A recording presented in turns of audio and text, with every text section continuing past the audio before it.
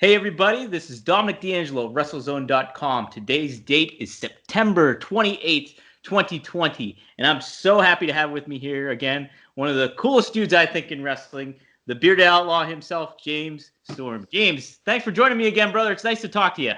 Man, why do you always call me like around drinking time? Well, because that's my favorite time too. Except I'm a lightweight, so if I have like one or two, I'm gonna be a little loopy. But see, that's the girls around here. They'd like you, because you're lightweight. They drink all the beers. We grow them big around here.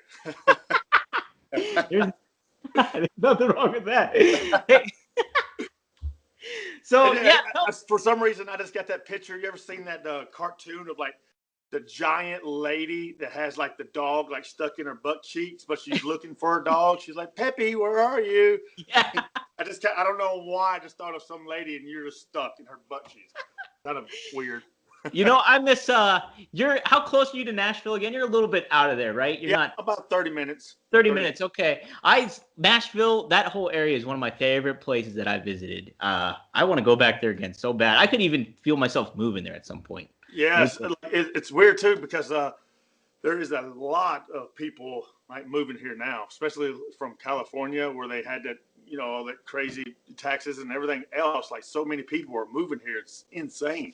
Yeah, wow. It's such a beautiful atmosphere and just I think such a cool just vibe going on. It's crazy where I live out in a small town called like Leapers Fort. Is where I was born and raised, but it's one of those places where if you didn't grow up there or if you don't have a ton of money, you're not living there now. Like 1 acre is like $75,000. And you have to have at least 5 acres to build on out there. It's so like all out here. There's Tiger Woods has a house out here. Justin Timberlake, Tim McGraw, Kenny Chesney. So many. Keith Urban, Nicole Kidman live out here. Jeez. But the funny thing is like I think they like living out here because nobody gives a shit who they are. Like we just treat everybody the same, which is really cool because I'm a bigger star in this town than they are. So they're like, that's our hometown guy right there, Yeah. But it's insane because there's a market called Leapers Fort Market. It's like a little gas station. It's been there like forever. Mm-hmm. And I go cut my grandmother's grass every week for her. And so I was going up to cut her grass and I pulled up at the store, and this was probably maybe 15, 20 years ago. But I pulled up at the store, and my grandmother was sitting on the porch. They have rocking chairs out there with Dolly Parton, just sitting out there, just drinking a Coke, an RC Cola, and just sitting out there. And I get out, and I'm like, holy shit! I'm like, that's Dolly Parton. So I like walk up. I'm like, hey, Granny. I was like, I'm just, grabbing a Monster. I'm going to go up to, your house and cut your grass. She goes, well, have you ever met my friend? I was just like, oh my God. And I was just like, oh no, sorry, ma'am. I didn't catch your name. What? I was just, oh, you guys have a great day. And then like my grandmother comes up. I'm like, why didn't you tell me that you knew Dolly Parton? She's like, we've been friends for like 40 years. I'm like, oh my God. What? Like, it's insane. Oh my God, that's holy dude! You got so many of those kind of stories, like the George Jones one you told last time. I just thought it was, it's just unbelievable. That was, like I said, that was the most random and like one of the weirdest experiences of my life. Like I was just sitting at the table, and I look over, and like George Jones is sitting at this table, like just by himself. Like that was his table at this Cracker Barrel here in Franklin, and like he bought my breakfast for me. Like that was the most insane thing ever. My God, that's awesome. Those kind of moments, that's what makes, like, even if you're growing up kind of like outside of a city or something like that, if you have those kind of experiences that like those one of a kind, it makes life so rewarding.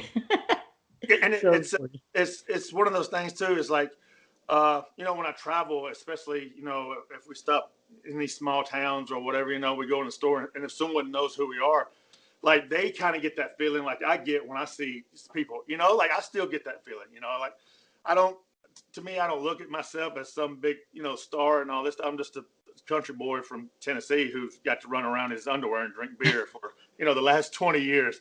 But it's really cool because I saw someone, and like this little kid who's about 10 years old, he was just like, oh my God, James Storm, blah blah blah. I was like, hey man, but then you have people that don't even know who the hell you are that want to get pictures with you just because this little kid got pictures with you. It's like, Oh, you don't really? even know who I am. Like, why are you getting a picture with me? You don't know who I am. Yeah. Oh man, those kind of experiences too as a wrestler. I don't like even just kind of thinking like that, like just being approached. How was that when you first started off with? Is it like super flattering, and did it kind of like change over time? Did you get like more comfortable with it happening, and like how'd your whole experience with that go when it first started for you? Yeah, at the beginning it was just weird, and but then as it goes on and Impact started getting bigger and bigger on Spike TV and everything, man, it just became like a norm, and it helped me out in the biggest situation ever because when me and my wife when we first met, we went to Disney like the week that we met. Mm-hmm. And I knew some people that worked at Disney, so they helped us out and got me in and all this stuff. But so we go to the one ride, and the lines there are ridiculous, and like Yeah. I was just like, oh my God. And the guy that was running the line, he was just like, James Storm? I was like, yes. I was like, yes, I am. He's like, You oh, got man. it. He's like, yeah, come on or whatever. And so like it made me feel cool. I was like, yeah, man, blah, blah, blah. And and I had my daughter with me also, and she was just walking through. She's like, excuse us, James Storm coming through. She was 6 years old. I'm like, shut up. Like you can't yell that at these people that's been sitting in this hot ass heat for like 6 hours trying to get on this ride, and we just walk on it. So Yeah. I don't think she realized that like how good she had it, because she Right. would go to Universal. Like when we filmed at Universal, she just walk in and so. Like nothing happens, man. That's the way to do it. Yeah, Nothing wrong with exactly. that. Yeah, the perks, man.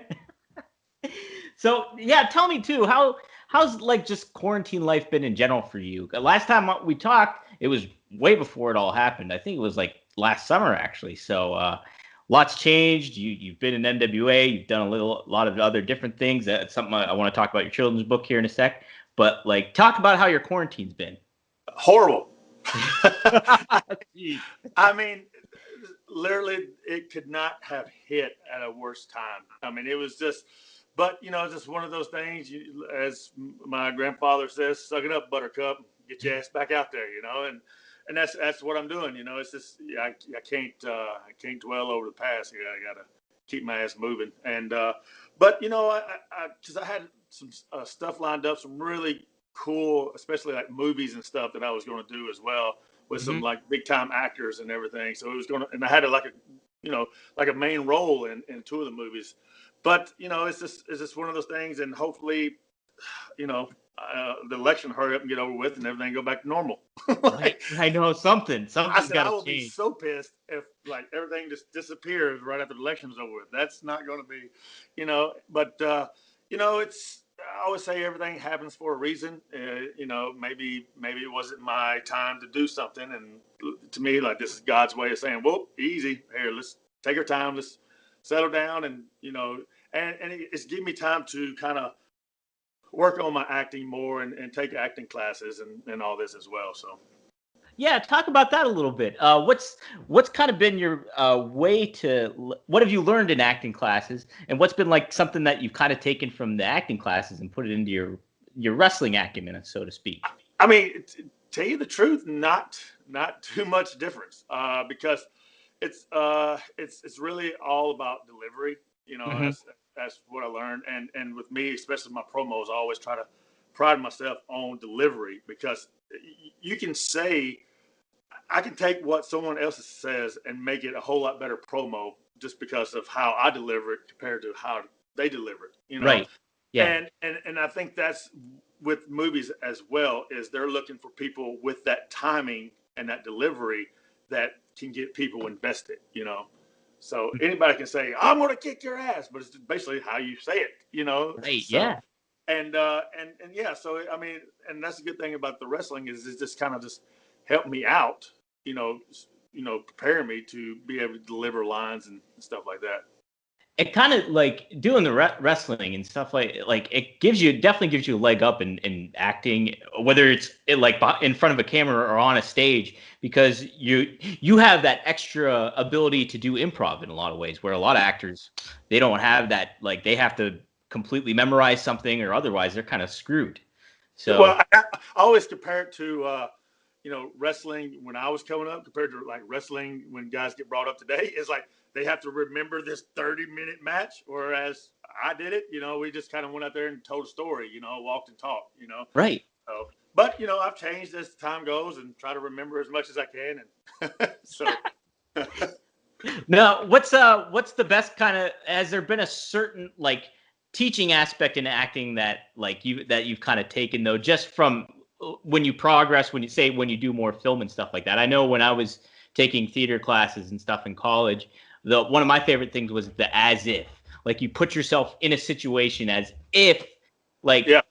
You say, I've never had a close family member that died, but I'm acting. I know I've had an experience where a pet has died, so I can act as if that. Is there something that you've kind of taken, like a certain acting tool in that regard, when you are going to do some film stuff, when you get that chance? Yeah, just like you said, like it's all about putting yourself in that position. Right. I try to tell so many guys today with wrestling, it's just like movies. Like, so many guys get mad because they're like, well, my character wouldn't do this, or I wouldn't do that. Okay, well, it's not you. Like, you signed up to play this role in a movie that someone else written, Yeah. and I kind of got lost in that as well. And this is kind of like, that's not really you. Like, I didn't sign up to be the writer or director. I signed up to be the actor, Yeah. So I can't, it's just like me going to a movie set and say, hey, now I know Tom Cruise is the star of this movie, but I can't die before him. My character wouldn't do that, I mean, and that's how I kind of put it. But yeah, I was shooting a movie in Australia at the end of last year, and with the scene that I was talking to my so-called wife in the movie or whatever, I kind of just put it like my real life, because it's saying it was like wrestling. It's like I was a fighter that got hurt, and I didn't want to do anything else but fight, because that's really all I knew how to do well. Sure. And I kind of just put that like I would real life, like telling my wife, like, look, no, wrestling is all I know. I'm not. I didn't go to trade school to do whatever. I got into wrestling to make a living, and that's what I've done. Right. And when he said cut, the director was like, "Holy shit!" Like, he was like, "That was awesome."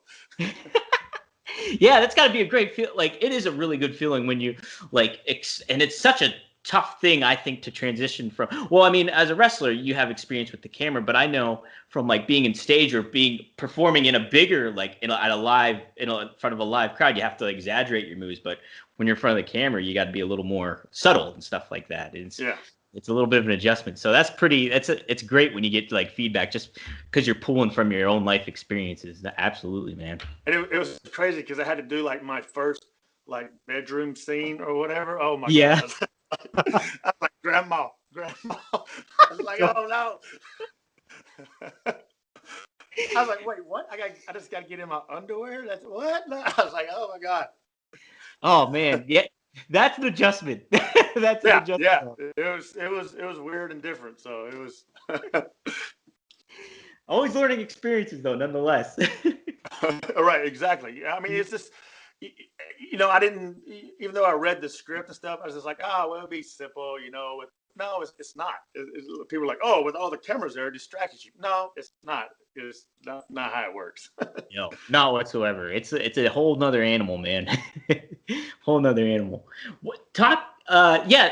So something that's really cool, I saw throughout your feed, and then I saw it pinned on your Twitter feed too, is your children's book that you wrote, and you got to collaborate with your kids on it, right? Yeah, I actually made them all the heels in the book. That's awesome. So my wife is like the main bad guy, like Dangerous Dan is what I used to call her, and then my three kids are in there as as like Dangerous Dan's like little bandits or whatever, and they're trying to steal all the root beer in this town or whatever. So so they're, and it's one of those it's the name of it is Make Your Own Luck, and it's kind of one of the books where you read it and then you have options to choose of what you want to do. Then you skip to the different pages and stuff like that. So it's really cool. Yeah. Oh, that's awesome. Who'd you collaborate with that too on doing the illustrations and stuff? I did it with Mark, and I don't know if you know him as well. He does a lot. He did like Eddie Edwards books and Okay. And stuff like that as well. So yeah, oh, that's got to be a rewarding thing to have coming out too. Do your kids like it and everything too?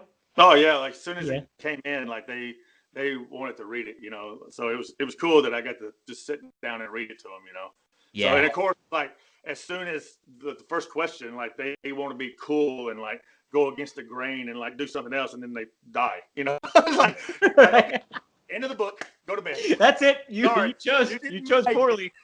Yeah. I'll cut in real quick. He also did KM and Falaba had a Halloween book, and then I think a Christmas book. It's Mark Polton. Yeah. Yeah. Yeah, because I wanted to check out the Follow book. I heard that it was pretty funny as well. So the Halloween book. That's neat. You guys get that opportunity to do that too. And no, never would I have thought like wrestlers be doing children's books, and it's pretty cool that there's a whole plethora of them happening too. But I guess I should have said his last name because we were sitting here talking earlier. That's why I just said Mark. Oops, sorry. That's all right. That's okay. So yeah, let's talk about. Give us an update with your status with NWA. We heard some reports, but I just kind of wanted to get your response for it before like I say anything. So have at it, James. What's your status there, and how overall has your experience been with NWA too?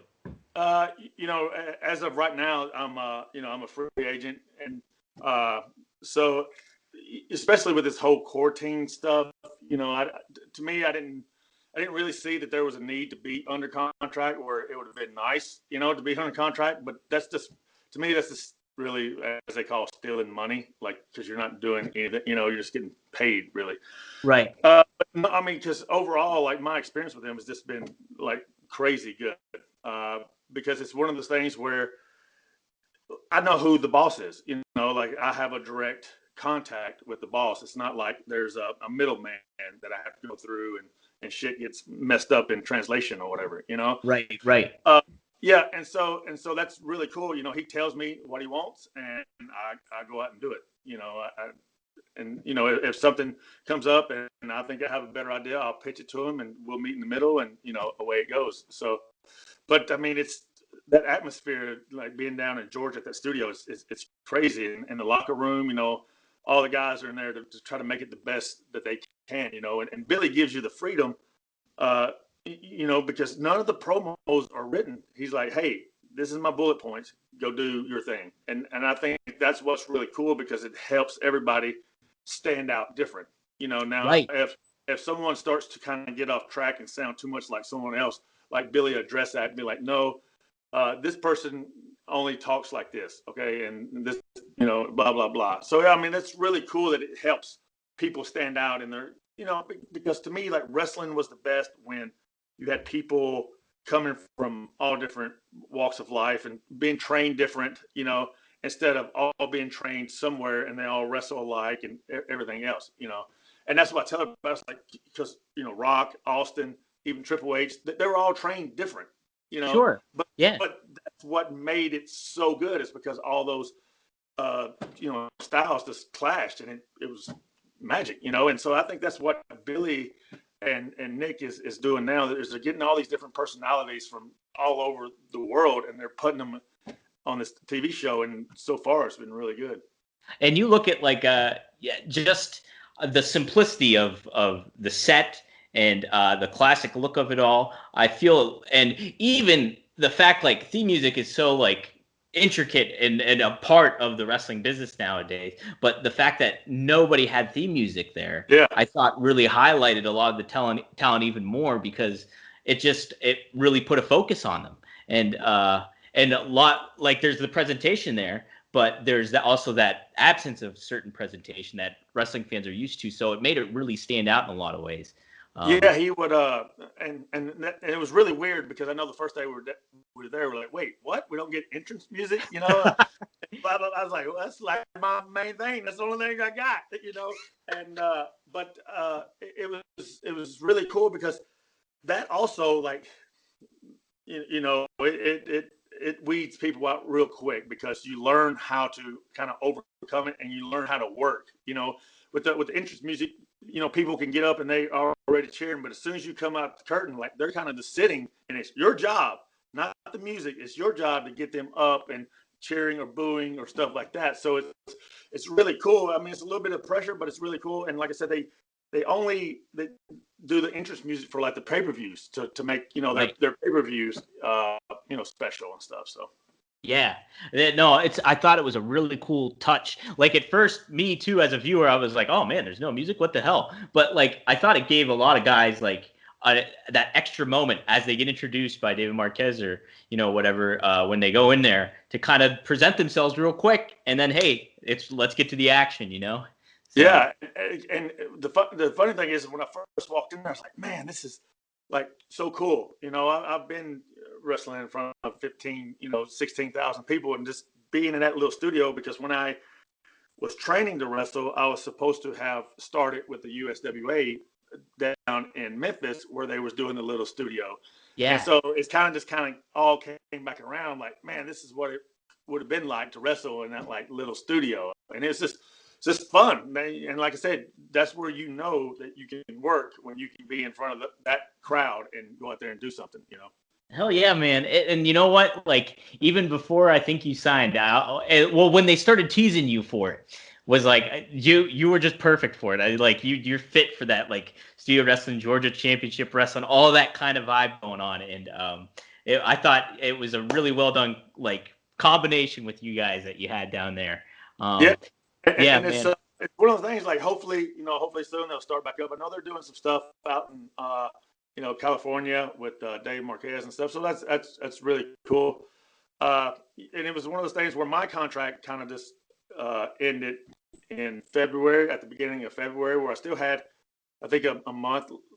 Like, it was like a rollover kind of deal. Like if they wanted to roll it over, and I talked to Dave and Billy, and I had some stuff kind of come up, and I talked to them, and I said, look, I'll help you out as much as I can, but I really can't be under contract right now.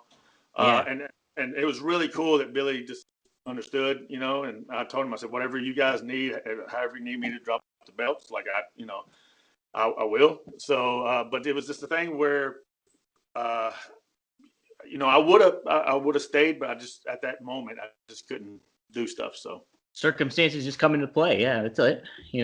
But I mean, like I said, it was cool. We it wasn't no hard feelings. I left on good terms. I told them, anytime they need me, give me a call. If they, like I said, I'm still quote unquote tag team champions. If they, so they got to bring me back sooner or later, bro. Right? Gotta happen. Well, just talk about, how's it feel being kind of free agent at this point in time, and like, wrestling's obviously in a different landscape with the pandemic, but it's kind of like the doors are opening back up. You recently did something too nearby, didn't you? I saw you did a show. Well, yeah, I did. I've actually done 2 shows in like the last 2 weeks, and the weird thing is like, here in Tennessee, I don't think they really care about that. The COVID thing, because I was the only guy in the crowd that had a mask. Really? I'm like there, like signing autographs. Like, I'm like, they're like, well, we'll just put a little spit tobacco on it, be fine. That's how they are here. Yeah. But I mean, they were really good shows, and I think it's just people are just starving for wrestling, especially wrestling fans. They want to get back out there and have fun, and it's our job, when they come, to make sure that we take their mind off all the stupid shit that's happening in the world today. Exactly, man. There's, I think, a big thing, and like that's why I was so happy football came back, was I was just like, damn, I'm just ready for some sort of like routine that we were used to. Yeah, it's so weird just watching it with the cardboards cut out. Yeah, right. I'm like, wait a minute. Did you see Denver? They had all South Park characters in their crowd. No, what? Oh, Yeah. that's awesome. They had everybody in the crowd was all a South Park character. It was hilarious. So they get creative a little bit, but yeah, it's an adjustment. But I think overall, I think the NFL, out of all the sports leagues, I think they do the best presentation so far, just because they're going to their own stadium still, and plus you don't see a whole lot of the crowd anyways during the games. Most times it seems. So. Yeah, I mean, it's like I said, it's like they did something where they cut the crowd noise off the TV and just had what was in the arena in the stadium or whatever. And what game was it? Oh, it was the Minnesota Tennessee game, Titans game. Oh, okay. Yes. And so they were saying that the quarterback for Minnesota was like, he has to kind of whisper now instead of like yelling the play out, because he's so just like yelling in the huddle. Like he said, the first game he was like yelling and the coach was like, "You got to shut up! Like the other team can hear you. If I can hear you on the sideline, they can hear you 5 feet away." Yeah. Oh, how do they know we're playing, coach? Right. Blow the whistle. Blow the whistle. Blow it. No, holy smokes! It's got to be wild for that. It's wild for everybody. But if you were put in those kind of environments, whether it was let's say the Thunderdome, for example, do you think would that be a major adjustment for you, or like since you've wrestled in front of all types of crowds, would it be too much of an adjustment at all for you, if at all? No, to me, I think it'd be the same as usual. I think the only thing would be like the visual effect. You know, because I think they still pump in crowd noise and and have people yelling and all that stuff. So to me, like that is nothing that would really affect me. Because I grew up on the Indies when there's been like 10 people in the crowd. And still give it your all. So a guy like me, like it wouldn't bother me that much at all. Yeah, that's good. No, I figured not, because it's just like as a wrestler, you got to adapt, I'm sure, and being used to everything and the unexpected too. That's what makes wrestling, I think, so great. And as a profession too, it prepares you for all different kinds of life situations. The only thing that sucks right now is because I've been off for 5, 6, 7 months and haven't bumped. And I took that first bump in that ring. I said, nope, no more. I was like, body. Like, because, we condition our bodies and we beat the crap out of it for so long that we don't even know that we're hurt anymore. We just live with the pain. And then when our bodies heal up, now we got to recondition it to get beat up again. I went to this doctor like 2 months ago, a month and a half ago, something like that. About my ankle, because my ankle was bothering me real bad. And I got there and he said, well, your Achilles tendon is wore out. He said, so what I'm going to do is I'm going to put you in this boot. And I can't believe a picture didn't surface of like my boot. And so I'm in this basically a cast for like almost a month to re-strengthen my Achilles tendon and stuff. But he goes, do you know that your heel has been broken? I was like, what? He's like, yeah, I can see the line. Like it's healed up nicely. He goes, but you've broken your heel. I was like, I probably did. I was like, it's one of those things where, I just suck it up and just, chalk it off to it hurting. I don't think it's broke because I'm still walking on it, and he's like, well, he goes, yep, you've had a broken heel. I was like, all right, well, thanks. Thanks for the update. Yeah, thanks for the update. Can't wait to get your bill. Right. Geez. And the boot too. You're right. So let's go with this. How do you feel the current state of wrestling is? I'm coming more from a perspective of like your AEW, WWE, plus you have all these outside ones like NWA, like MLW and ROH doing their thing. How do you feel about the landscape of the business currently? And as a follow-up to, what talents have kind of flourished during this pandemic era for you? Like, because I watch all kinds of wrestling, and to me, like, you still need that mixture of veterans and young talent on your TV show. If you flood it too much with young guys, or old guys, it could not be good. Yeah. So you need that mixture, and that's what the good thing about having guys like Sting, at Impact, because he had that name, but he can work with the younger guys and basically teach them how to work on TV in the ring.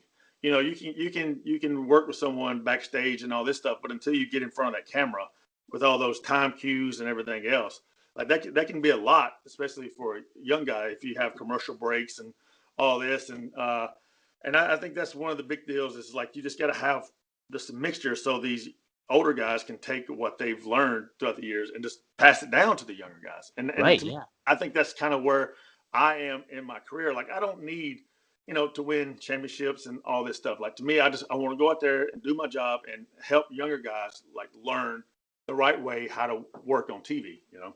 Yeah, I think that's so important too because it not only does it like help kind of because I mean the pace and the moves and all that stuff in the business today is so much higher and the expectations are so much higher that I think a lot of it the newer talent, younger talent kind of loses track of what's important in a lot of ways. And I feel like just having that balance of scales of like that fresh new kind of look mixed with the veteran leadership and ideas of the old classic style wrestling and stuff like that. I think it's so important to balance those scales out. And it's going to be interesting to see how it gets all implemented in this, like not only on like products like Dynamite, but like like we're saying, like MLW's having their restart and ROH just started their thing up.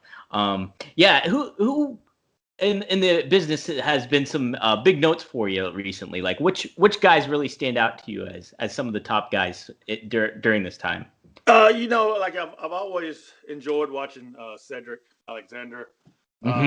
Even though he's wrestled, the Hurt Business for the last 8 months, I think. But but I mean, he's just a guy that just continues keep his nose down and just keep going. You know, like he just gives whatever's taken to him and makes the best of it. So and Ricochet's the same way. You know, he does the same thing. And whatever he's asked to do, he goes out there and does it great. You know, so I mean, guys like that have really, I've really kind of just seen a big jump start with those guys. You know, especially working with, like I said, MVP and Bobby Lashley as well. So. Right. Yeah. Having that kind of balance of things again, it just works out so well. Well, and I think, when Edge and Randy Orton just had their match, I think they just proved to everybody like the old style, the quote unquote old style still works if it's done right. You know, right.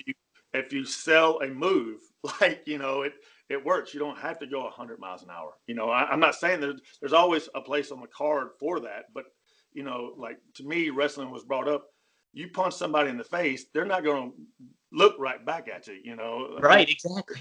They're going to be like, "Oh shit, that hurt." Yeah. And I always tell people, when I'm in the ring, I'm like, I'll probably only hit you once or twice. They're like, "Really?" I'm like, "Yeah, because if we were in a real fight and I hit you 3 times, I'm gonna bust you open." Like, yeah. I'm like, I should just be able to hit you once or twice for you to step back 3 feet. And they're like, "Oh, okay."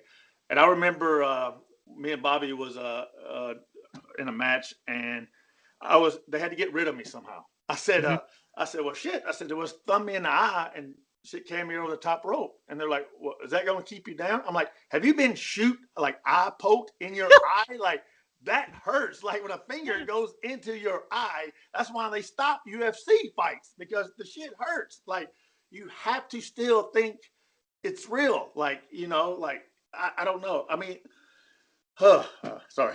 No. I get on these rants and going like,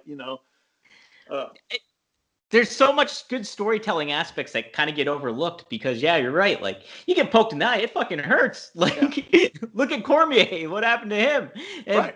I tell people, Mr. Perfect, he would jump my shit so much. And because at the beginning of TNA, I was one of those guys who, if I knocked somebody down, I'd grab them, pick them up, shoot them off, and do something else or whatever. And Kurt's like, "Why are you doing that?" He goes, "You're telling everybody right now that you don't want to win because you're picking that guy up off the ground." He goes, "The object of the match is to pin the guy. So you can't pin him if you're picking him up, you idiot." Like he would say worse things than idiot, but I mean, he meant it in a good way. And so like I try to tell these young guys, I'm like, you have to still think that you're in a real fight with someone, like you're trying to win.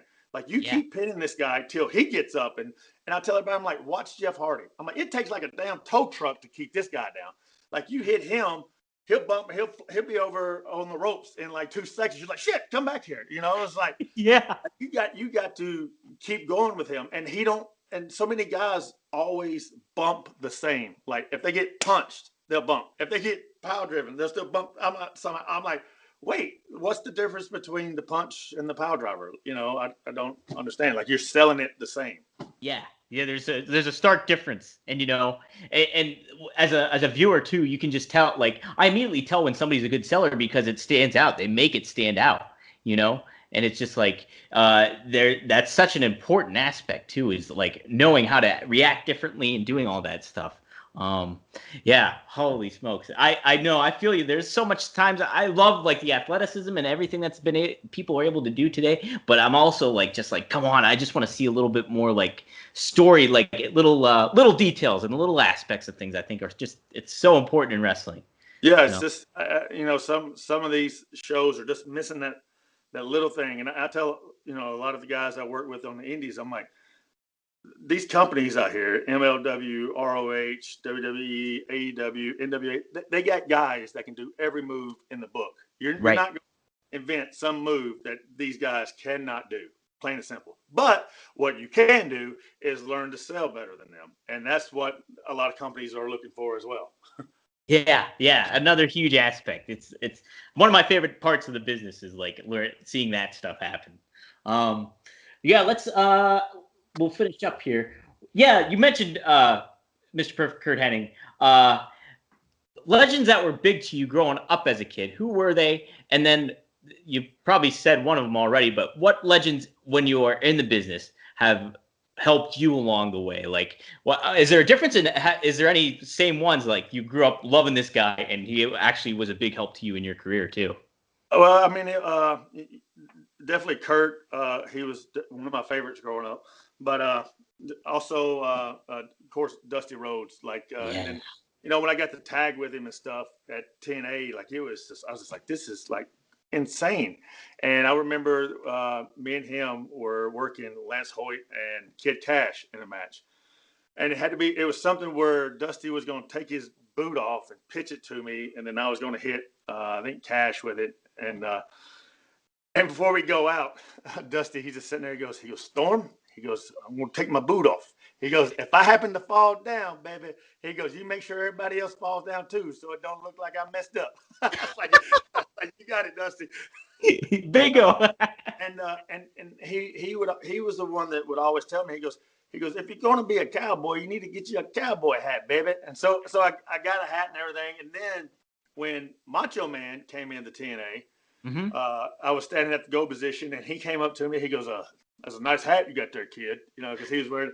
He goes, but he goes, if you want to look like a star, you need to put some color on it. I was like, huh. So I got the guy like start painting my hats and stuff for me. Yeah. And I went in, and he was just like, "That's what I'm talking about." Like it was, that's just one of the. It's just really cool to like that I got to, like talk like that with someone that I grew up watching. It's just one of those things where, and he was just down to earth too. So yeah, and I bet it too. From your perspective now, it's got to feel super rewarding when you're able to do that with other guys too, and like kind of take their position. Yeah, that's like I said, this show like 3 weeks ago, and this kid was so nervous. He's like, "Oh my God, I'm so nervous."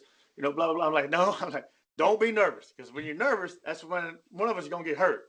I was like, and finally got him calmed down, and we got out there and just had fun and entertained the people and had a great time. And he came back. He's like, "Man," he goes, "that was so easy." I'm like, "It is easy when it's done right. Like like if you learn to listen to the crowd, you don't have to do too much."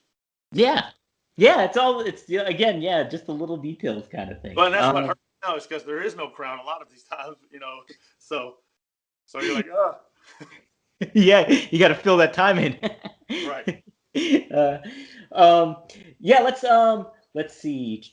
Oh, give me some. You mentioned how Animal was a big impact for you too. Do you have any stories to share about him or anything? Yeah, we because man, he's one of the guys who, kept telling me, because I wanted to just kind of just get out of wrestling, a couple of years ago. I was just like, man, and me and him was doing a convention together, and we were eating breakfast one morning down in the lobby, and he's like, Storm, he's like, you still got a lot to give, brother. Like, especially you need to help these young guys out, and kind of just teach them and stuff like that. And he's like, you're not done yet. Like, you need to go. And he goes, you're one of the guys that deserves to be in the WWE, and blah blah blah, and have that moment and all this stuff. And he was just one of the guys that's always kind of just believed in me. Like, so many wrestlers are, and I mean, I can say this, or they're just greedy. And it's just the nature of the beast, because we're trying to get ahead of the other person. Yeah, right. Promotion. We're not working together. Like, we just want to get. And I always tell everybody, I'm like, if you watch, especially like on social media and stuff, you won't see a lot of the boys retweeting other boys' tweets about different stuff or whatever. Yeah. About them getting over or something like that. But if you see them going to be on a show somewhere, you'll see the boys like that comment because that promotion's tagged in it. Hopefully that promotion will contact them. Oh, yeah. So I'm like, we just need to learn, just like, we're all in this together. Like, we just need to, like, kind of work together. That's the thing. It's like, it's kind of like baseball in a way. Like, it's a singular, you're up to bat. It's your time to shine, but ultimately you got to make all the parts work together for everybody to succeed. So. Yeah. And it was, with Animal, he, I remember sitting there and talking with him.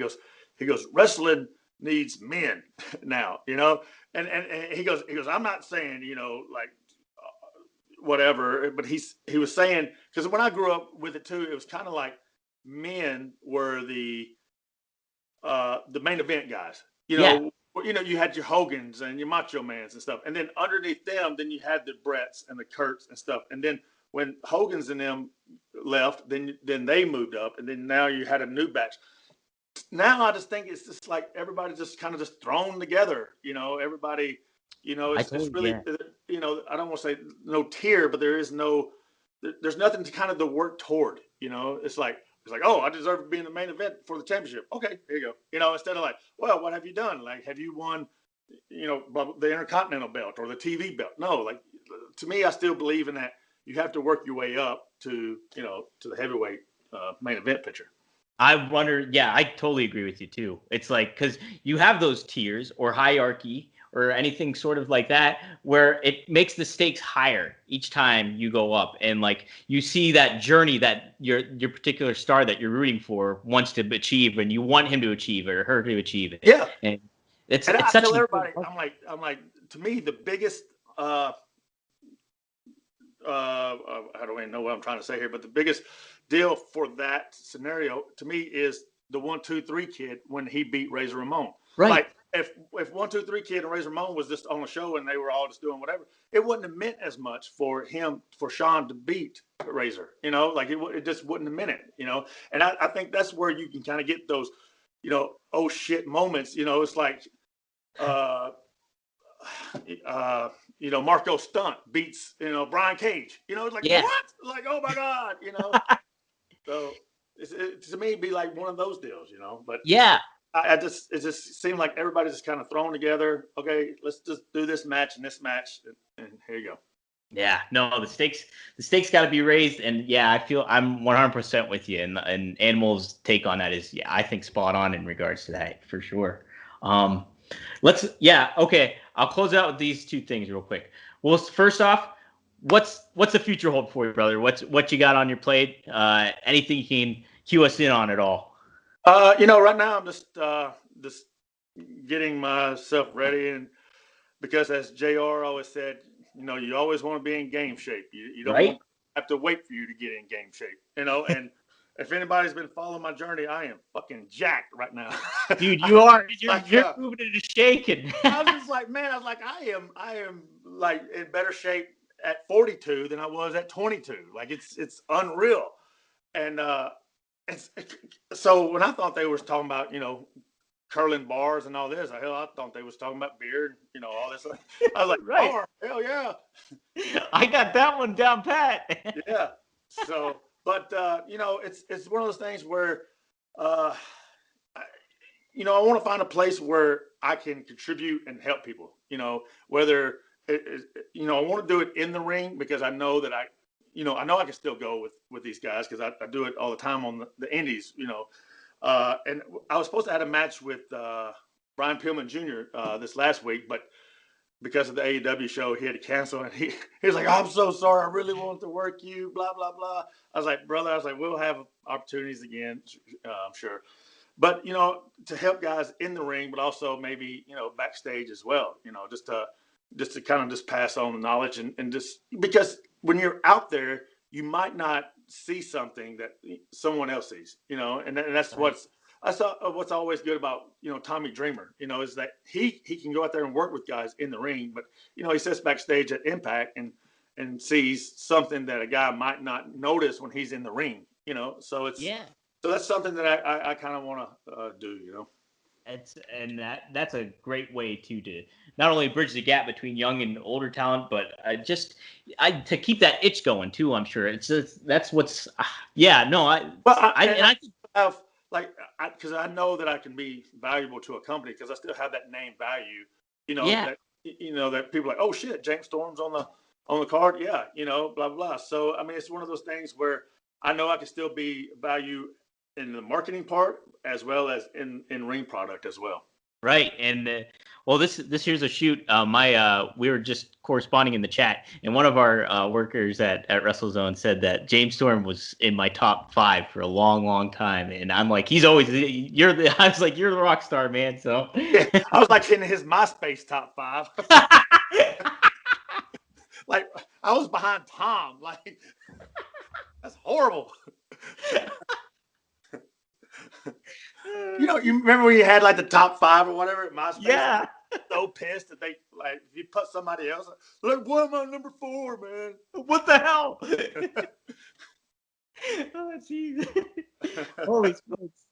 All right, so okay, I've done this with Terry Funk, I've done this with Mance Warner, and now I'm gonna do it with you. When you are at a bar and you just have and it's just a normal bar, you don't have like a whole lot of options. What's your mainstream beer of choice? I usually drink Jack. Okay. Yeah. Yeah. Jack's good. You can't beat Jack. That's for sure. Yeah. Usually, just about every bar has Jack. So usually, it's weird too because I drink it with like a lime. Like I'll squeeze a lime in it too, and it's pretty good. But or I'll mix it with Sprite because my buddy actually runs the Jack Daniel's distillery, and he was telling me that you don't mix like the dark and dark together like cola or Diet Coke and Jack. He goes because for some reason it kind of kills the taste of the Jack Daniel's. He goes, but if you mix it with like a Sprite, he goes, not only does it help with the taste, but it also helps with the hangover. I went, what? He goes, yeah. He goes, because a lot of times when I have a hangover, I want something kind of bubbly in the morning or whatever. And he goes, the Sprite will help you with a hangover. And ever since I started doing that, I haven't had a hangover. I'm like, what? Where the hell was you at? Like, 15, holy 20 shit. years ago. I'm like, oh my gosh. You just changed my whole game plan now. I have Evan Williams in the freezer right now. I gotta get some Sprite. Damn. But yeah, like I said, that's Sprite. I don't know what it is. And like when I go over to England, they don't have Sprite there. So I have to say lemonade. Like lemonade is their Sprite there. So everybody looks at me when I say, yeah, give me a Jack and lemonade. They're like, what the fuck you doing, mate? Now I heard Mountain Dew was specifically made for whiskey. I don't know if that's true or not, but I heard somebody also heard Mountain Dew hurts your nuts. So yeah. I've heard that too. Yeah. So I don't want to take a chance, Don't take the gamble there. Even though like the source wasn't that reliable, I'm just saying I read it on the internet somewhere. It's enough to raise a few eyebrows. It's good enough for me. I'm not going there. I'm gonna have somebody go and now Google, is Mountain Dew bad for nuts? That's right. It's gonna be my first priority after we're off of this one. Hey, is there anything you want to plug? Anything else you got going on, or you want to get out there? Anything? Yeah, both my Instagram and my Twitter is at James Stormbrand, and my clothing line, Last Call Outlaw. You can go to lastcalloutlaw.com. Got some cool stuff. Gonna have some really cool hats going back up there soon. But yeah, like I said, hopefully very soon I can. I've talked to a couple of different companies, and hopefully I'll be talking to some more and make a decision. Hopefully, beginning of next year. So. That'll be great, man. I'm looking forward to it. And like we mentioned earlier, like you'll definitely, and like Animal said, you'll definitely fit in. You're there. I think you deserve to be in a mainstream product and highlighted, because I think you're a one of a kind personality that brings so much to the wrestling product and brings a lot of the history, I feel, too. I think you're ultimate, brother. So, well, and it's one of those things where a lot of people have been asking for me and Heyman Page to like tag up. Right. Like to come out and stay for him. And it's one of those things like I would like to go do that, but it's one of those things where I don't want to step on his toes as well, especially, because I know how this goes. It's like he just came out of a tag team and they probably want to try to push him as a singles guy, and, I don't want to go in there and, if I went in there, I'd go in there as a different character, maybe some, backwoods guy that just, poltergeist. Oh, not poltergeist, but you just hear the banjo start playing when I come out. The deliverance stuff. It's James Storm. Hey, I'd be up for seeing you just you go up against him, like you just beat his ass.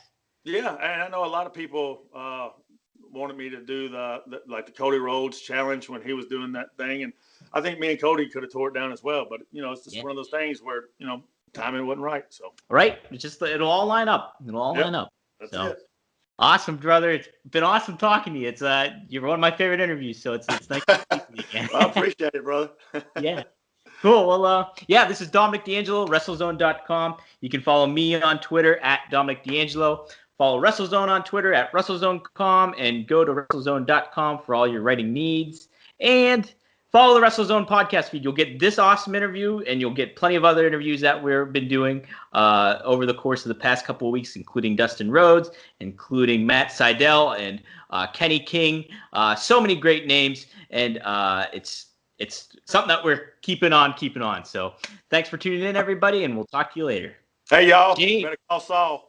You're right? Yeah, hell yeah.